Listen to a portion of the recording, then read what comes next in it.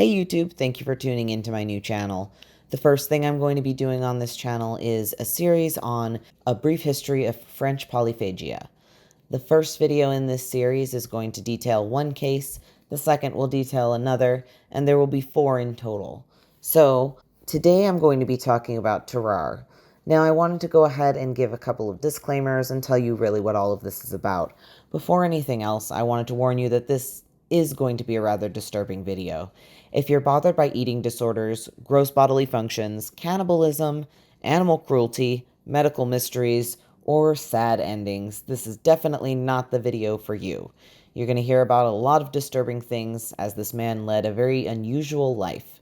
So I wanted to give you a heads up on that, and maybe the next series I do will have a little bit more content that you can enjoy, so hopefully stay tuned. Now, the term polyphagia or hyperphagia simply refers to excessive eating. This can be caused by excess hunger or increased appetite, and it is often but not always caused by an underlying health condition. Now, this could be a physical or a mental health condition, and you'll find throughout this series that there seems to be a combination of both, or sometimes somebody leaning more towards one than the other. Now, I wanted to draw a distinction before I begin. There's another disorder called Pica, which refers to craving, chewing on, and sometimes consuming substances that have no nutritional value, such as ice, clay, soil, paper. Those are more common ones, but we'll also see rare cases where somebody is eating something like metal or glass. Now, a lot of times when somebody has severe polyphagia, these two things will go hand in hand because they wind up eating things that they wouldn't normally eat as a result of their hunger, just to try to do anything to satisfy it. To introduce this series as a whole, why am I calling it a history of French polyphagia? Well, that would be because that's what's been recorded in a lot of these extreme cases. All 4 of the cases that I found that were particularly fascinating happened to be people who had ties to France. 3 of them are French themselves, and 1 of them lived in a nearby region and wound up moving to France. And you'll see more about that in that video. But for now, I'm going to be focusing on Tarrare, who was the first chronologically and most definitely the most extreme case that we have ever heard in history. He was the biggest eater in history, I would say. I think that this would even include competitive eaters today. None of them have even come close to what was recorded, but it is hard to say because this was so long ago whether or not all of this is completely accurate. But it did come from a reliable source, so we know that this man existed. He did eat a lot, and maybe some of this is true. Maybe it's all exaggerated and fabricated, but it definitely holds some kind of water because of who published it. His name was Dr. Pierre-Francois Percy, and he was a very notable physician. He was a military doctor who innovated a lot of new ways to treat and save lives of patients, and he was a very notable man. So the fact that he wrote so much about him and it was so clinical and so serious means that the man definitely existed and almost definitely had these traits that I'm describing today. As for Tarrare himself, who really we would want to pronounce it Tarrare, but I'm going to go ahead and pronounce it in a more English way, just for the purposes of this video. So he was born in Lyon to poor farmers in 1772. He had a fairly normal childhood, but like most teens, his appetite started to grow as, he got older. It did raise to a completely abnormal level, though, and because his family was poor, they actually had to turn him out of the house as a teen.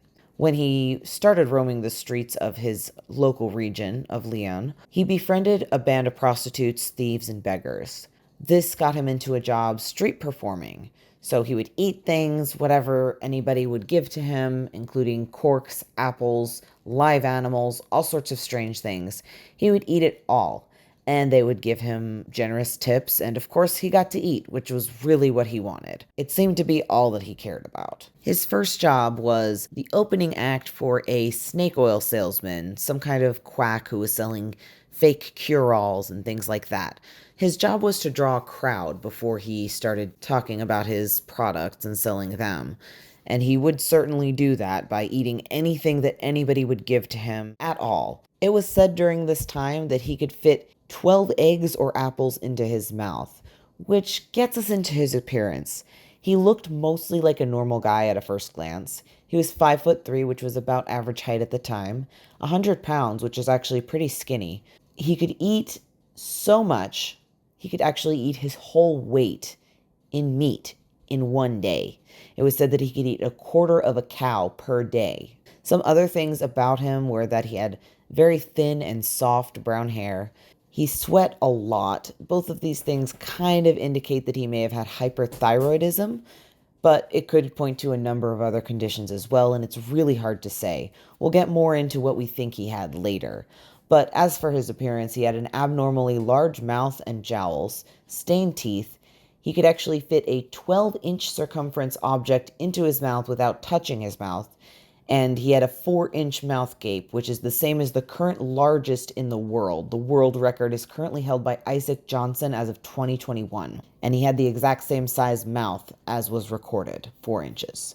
So whenever he ate, he would sweat even more profusely than he normally did, and his belly would become huge and distended because of just how much he was eating as such a small person. In fact, when he did defecate, his stomach would have tons of loose skin hanging on it, so much so that he could actually wrap the skin around his waist like a belt. Of course, you couldn't see this when he was wearing clothes, so he probably looked like a completely normal person, but he smelled so bad, probably because of all of the sweating and the disgusting amount of meat that he ate. He could not be endured within 20 paces, so you could smell him a pretty good distance away, and it was absolutely foul. Now, he knew he was better than just an opening show. He was the one drawing the crowds. So he decided to move to Paris just to make more money and get more fame. So that's exactly what he did, and he started performing on the Pont Neuf Bridge, which is still around today, and I found it very interesting to imagine this particular bridge with all sorts of interesting street acts going on it, including the famous Tarrare. Not long after moving to Paris, he joined the French military for the War of the First Coalition. Now, of course, one of the problems that you're going to run into with the military is that their rations are not particularly generous. Because of his condition, they allowed him to have 4 times the normal amount of rations, but it still was not nearly enough for him. He was found digging through trash and eating scraps, doing odd jobs for other soldiers in exchange for part of their rations. And eventually he succumbed to exhaustion because all of this food was still not enough and he was malnourished. It's been noted that he never really gained any weight. I mean, he was 100 pounds at 5'3". That's pretty small. And I think if he ate this much and didn't ever gain weight, he probably wasn't absorbing a lot of nutrients from the food either. When he did succumb to exhaustion, he was sent to a hospital, and this is where he met Dr. Corville and Dr. Pierre-Francois Percy, who I mentioned earlier, who documented most of this information in his medical journal. Honestly, if anyone else had written it, I would think it was just a really cool urban legend, but the source is reliable. This is a medical document. It's entirely possible that there were embellishments either in the document itself or just in the kind of urban legend that's come up around him in recent years, or really in the past 300 years. I'm sure there's been plenty of talk about him in the past if this was published. Tarrare is the only name that we know him by. It's what's in the documentation. It's what he went by. It's what everybody knew him as. And for some reason, there's documentation floating around, kind of in the form of various YouTube videos, podcasts, things like that, that indicate that this was a nickname he gained as sort of a joke based on a French expression at the time, bonbon Tarrare, which would be like the sound of an explosion and kind of referring to the fact that he farted and had explosive diarrhea all the time. But the thing about this, while it's really, really funny to think that that's just his name that he went by and it was because he farted a lot, I've talked to a lot of people who live in France now, today, and they told me there's no such thing as this expression.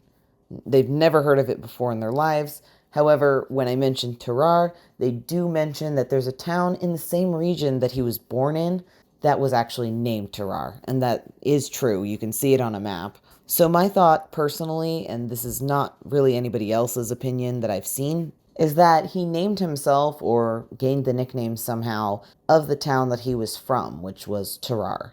And again, if you look at a map, it's not far from where he was reported to be from, which was Leon.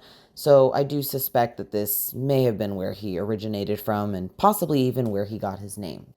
The doctors were immediately fascinated by his abilities, so of course, because HIPAA was not a thing back then, they decided to do some experiments. They found that they were having to keep him held back from any kind of food that he could see. He would scrounge around for it. So when a meal was prepared for 15 laborers, they decided instead of feeding it to those 15 laborers, they would just let him loose on it and see if he ate it all. And he did.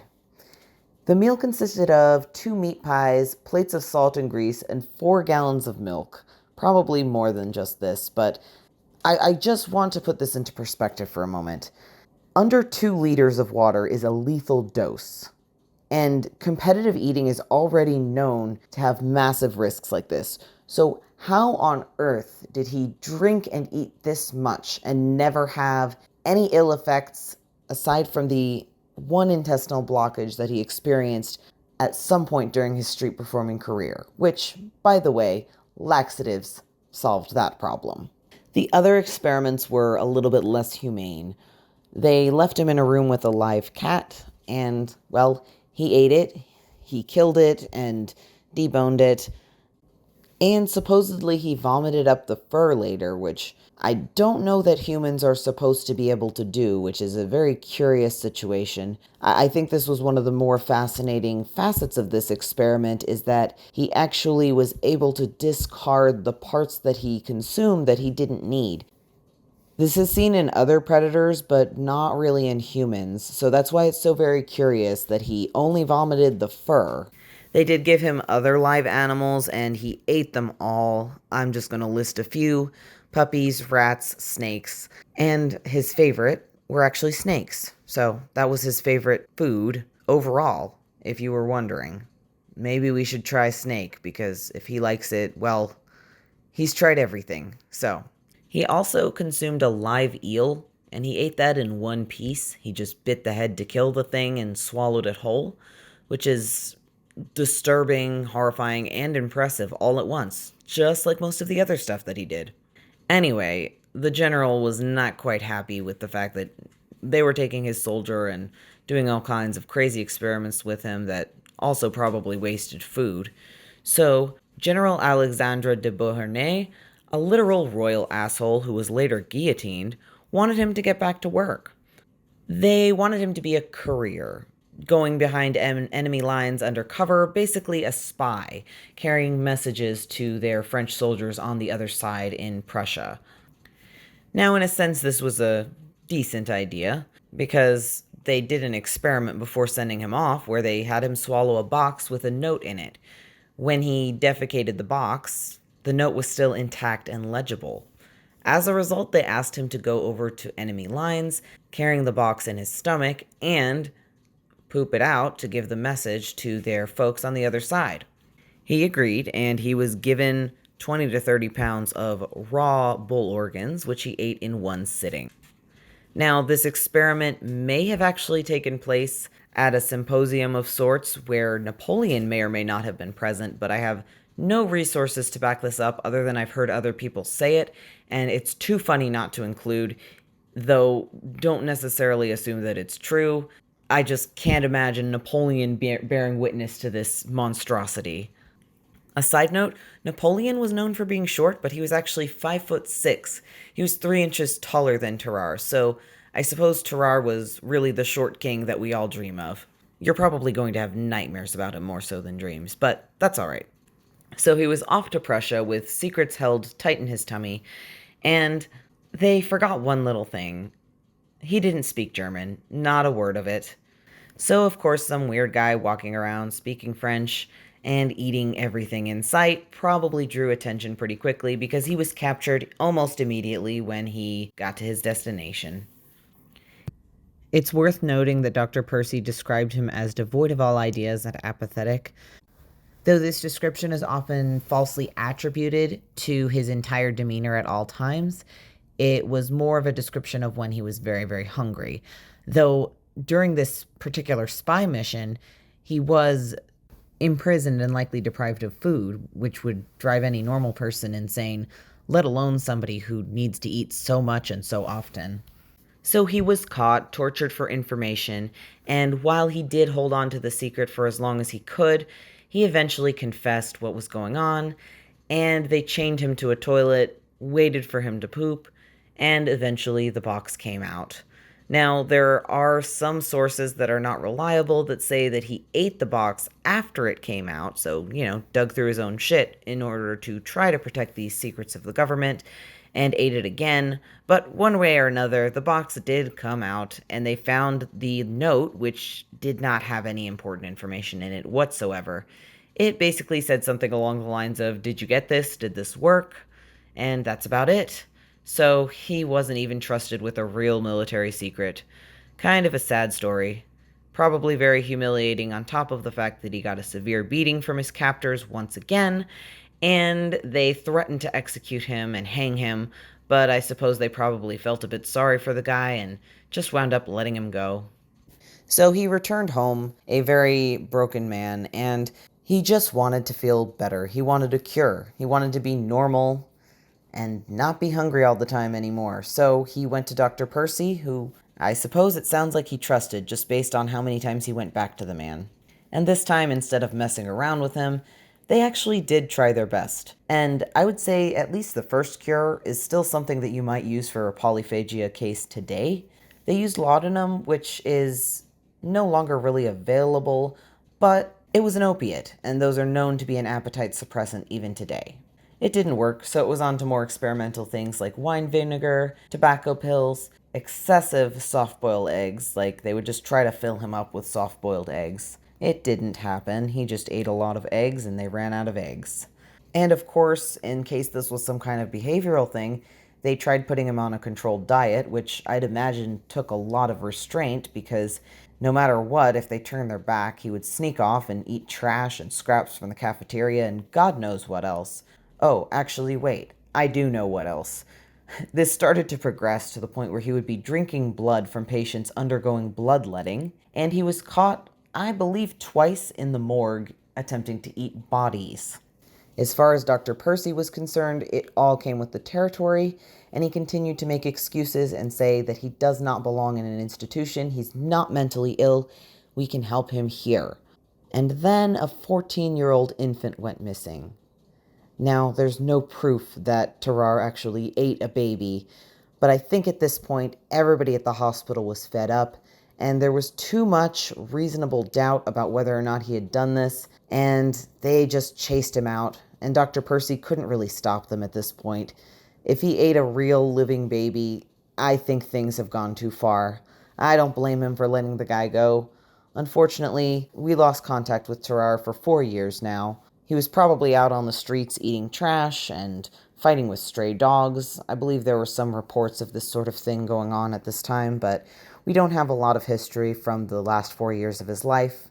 He turned up in a hospital in Versailles in 1978, dying of tuberculosis. At this point, he asked for them to contact Dr. Percy and ask him to come out and operate on him because he believed that he had swallowed a golden fork that was obstructing his bowels. Now, there's no doubt he ate a golden fork at some point in his life, but it was not what was killing him. The advanced tuberculosis seemed to be the cause, and he had even lost his appetite at this point. So Dr. Percy did come to see him in his final hour, and about a month after reporting to that hospital, he passed away. Now, of course, the doctors wanted to know what was wrong with him, so they performed an autopsy, and this is where things get even grosser. So the corpse was already rotting very, very quickly at the beginning of the autopsy, so they had to act very quickly. The first thing that could be observed without even making any cuts is that you could see into his stomach from his mouth. His jaw was just so wide and his esophagus was so large that you could actually see his stomach if you opened his mouth wide enough. And the inside of his body was completely filled with pus. Among the enlarged organs would be the liver and gallbladder, but it was really nothing compared to how big his stomach was. It covered almost his entire abdominal cavity, and it was covered in ulcers that probably were either caused by his diet or caused by whatever condition was making him have this extreme hunger, which we still don't know, although there are speculations. They wound up cutting the autopsy short before they could really find the cause of death beyond tuberculosis, if there was any, but the fork was never found. Now you're probably wondering what was wrong with this guy, and like I said, we don't know, but some of the speculations that have been made by modern doctors are hyperthyroidism, because again, the hair, the sweating, the hunger, those are all traits of hyperthyroidism, and if it wasn't treated properly, it could look a lot different than it does today. He also could have had a broken amygdala. That's a rarer condition, and it would be the section of the brain that controls hunger or your fullness reflexes. He also potentially could have had diabetes or potentially Prader-Willi syndrome, but the reason that I disagree with Prader-Willi is because that typically puts you at a risk for obesity, and he never gained weight. So because he was never gaining weight, that makes me think that there was definitely more of a physical condition going on. Even if he had a broken amygdala or whatever else, I think there was something physically going on that was just not allowing him to process food. I read a comment on another video with an interesting theory, stating that the pH in his stomach may have been too high and therefore killed the peptin that was supposed to be properly digesting his food. That would explain a lot. It would explain why he sweated so much, because his food was rotting in his stomach, not able to digest properly, and he was never gaining any nutrition from this food. Of course, I don't know too much about this condition, and I don't know how true it is, but it's definitely something interesting to think about.